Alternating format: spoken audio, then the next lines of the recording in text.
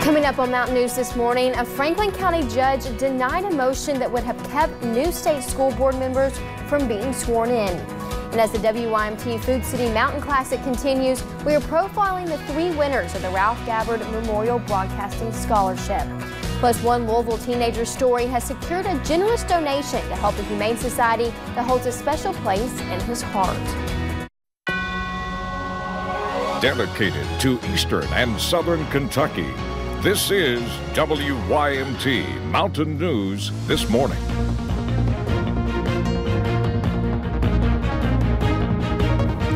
Good morning. The time is 6 o'clock on December 12th. I'm Madison Pergram, and thank you for joining us on Mountain News This Morning.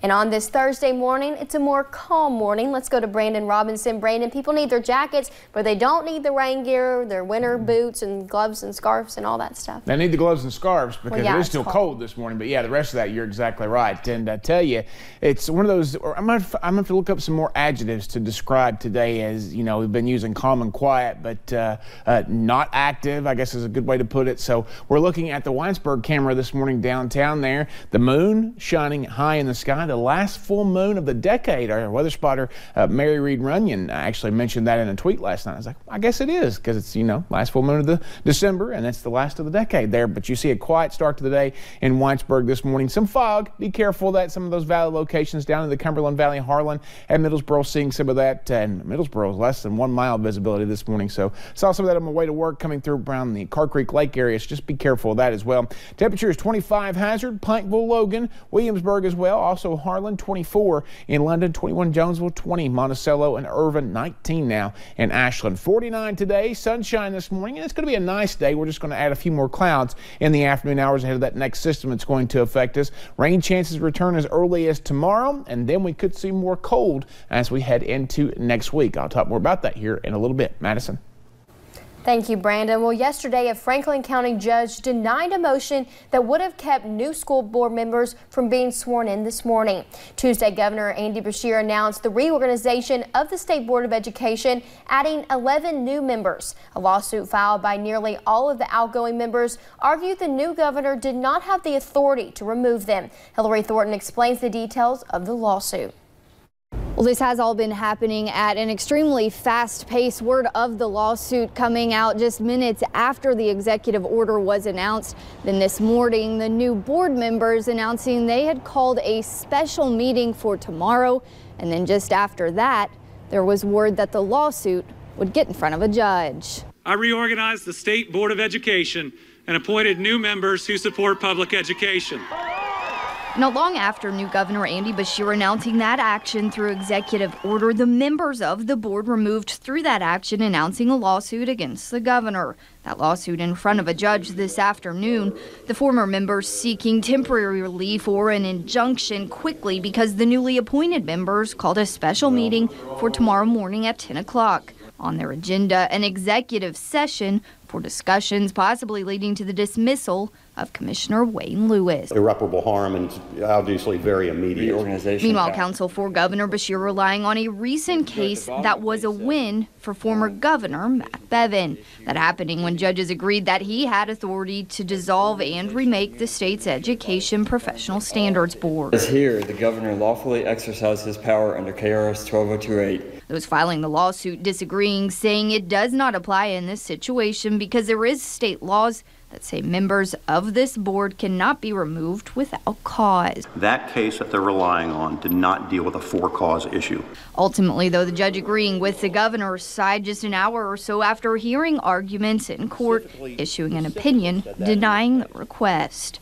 Hillary Thornton, WYMT Mountain News. Now, the board members say they plan to appeal the decision. And the president of Eastern Kentucky University has announced his resignation. President Michael Benson made the announcement in a letter sent to employees Wednesday morning. Benson will stay on as an advisor to the Board of Regents through the transition for the next university president. The move is effective January 6th. And Kentucky Hearing Aids has opened an office in Floyd County and is working to get the word out and make sure at least one person can hear it loud and clear. The company is starting a 2-week Facebook promotion to give one person a set of hearing aids valued at $5,000. People in need in the Big Sandy region are encouraged to enter by liking the Facebook page and sharing a video explaining how the hearing aids would benefit them. Hearing aids are out of some people's means, and so I'm always looking for ways to help folks that are in need, that really need them, and simply can't get them. Hearing tests are free at the Prestonsburg location, and for more information about the giveaway, it will be posted on the Kentucky Hearing Aid Facebook page this weekend. And a new foundation will help bring money to organizations and community outreach efforts in Pikeville. The Pikeville Foundation, part of the Foundation for Appalachian Kentucky, was recently established with the board of directors from different organizations in Pikeville. The foundation will serve as a conduit for donors with interest in the community and could provide more opportunities for securing grants in the future. For those in our community that have a philanthropic heart, I suppose, somewhere to donate their money that can then be turned around and used in very good ways in the community. The foundation will host its first fundraiser, a Dancing with the Stars type event, January 24th at the Appalachian Wireless Arena. And as the WYMT Food City Mountain Classic continues this week, we are profiling the 3 winners of the Ralph Gabbard Memorial Broadcasting Scholarship. One of them attends Wolfe County High School, and WYMT's Lacey Roberts talked with her about why the scholarship means so much. On a normal school day, to a high school student.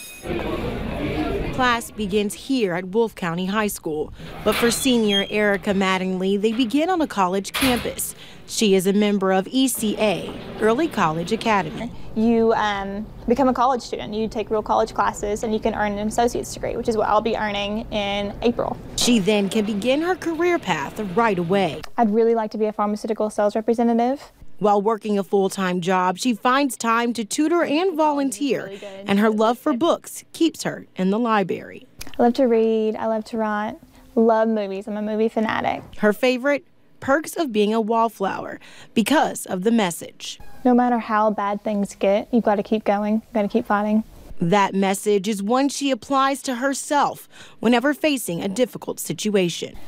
It's important for people to see and know that, and it's important for people to see what can come out of small communities from Eastern Kentucky. With the money I've earned from this scholarship, I can go to a college of my choice and use it towards a career in which I can impact people all over the world. In Wolfe County, Lacey Roberts, WYMT Mountain News. We hope to talk to the 13th Region Scholarship winner today. And a Louisville teenager's story has secured a generous donation to help an area Humane Society. This was the excitement yesterday when the Humane Society of Oldham County received $50,000 from the Petco Foundation. The foundation chose 17-year-old Shane Roof's story for their Holiday Wish grant. Roof suffered from quadriplegia, but he used his rescue dog to help him in his recovery. He says he's glad he can help the shelter who helped him. The Humane Society of Oldham County, they're the reason I have my service dog now. And just to get back to them, that just means the world to me. Roof says he and his dog Samson are best friends, and the grant will also allow him and Samson to go on a shopping spree at Petco. And for the Kentucky River Regional Animal Shelter, things look grim. Just last week, they were overcrowded, and that meant one thing. They had to put animals down, but that's not what's happening. 23 animals were at risk of being euthanized, so volunteers posted about the animals to Facebook. And it was shared hundreds of times, and people and rescues from all over chipped in to help. All those dogs and cats now will have homes for the holidays, and nearly 200 more will be sent to other rescues and shelters. Word got out to all of our rescue partners all over the Midwest area and into Tennessee that this was happening. And they just more or less stepped up and said, we're not going to do this. It's definitely a miracle that this happened. It's our Christmas miracle because this is beyond the flesh. It's something that God had to give us. Pit bulls or pit bull mixes made up a large amount of the animals. Those with the shelter add to please spay and neuter. The shelter has a low-cost program for that, including one that is free for pit bulls. And a Houston man says he was at the right place at the right time after his neighbor's dog leash was caught in an elevator door. The incident was recorded on a security camera at their apartment building on Monday. It shows a woman walking into the elevator with her dog on the leash, but the door closes before the dog gets in. The elevator goes down, pulling the other end of the leash with it. But the man who had just got off the elevator jumps in and works quickly to remove the leash from the dog just in time. The Good Samaritan, Johnny Mathis, says the woman was overjoyed when she found out that her pup was not hurt.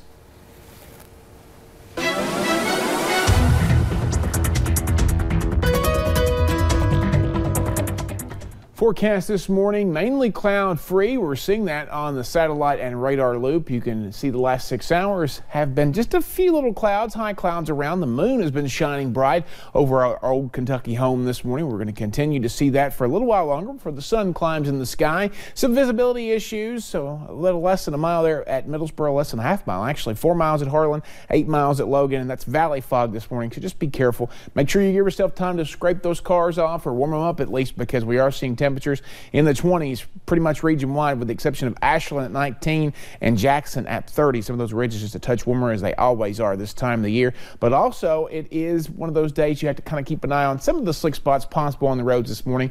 We'll get to right around 50 today, though, so no major issues as we head deeper this afternoon. Enjoy it. We're about to see some big changes as we head toward the weekend. Madison. Thank you, Brandon, and thank you for joining Mountain News this morning. More news is on the way. Coming up, we take a look at Bell County, which got quite a bit of snow Tuesday night, especially at the Cumberland Gap National Historical Park. And it looks like Kentucky's hepatitis A problem is improving. State numbers show a large drop in new cases of the disease. We'll break down those numbers just ahead.